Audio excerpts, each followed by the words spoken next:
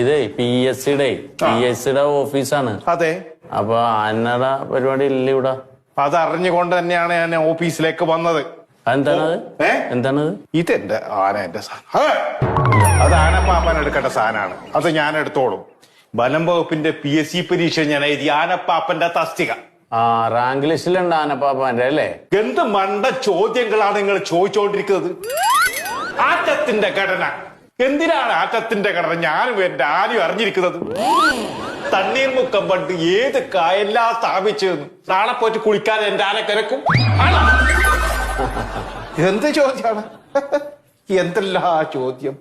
ചെടിച്ചട്ടി താഴേക്ക് വീഴാല് എന്ത് ശക്തി പ്രധാനം ഉണ്ടാവല്.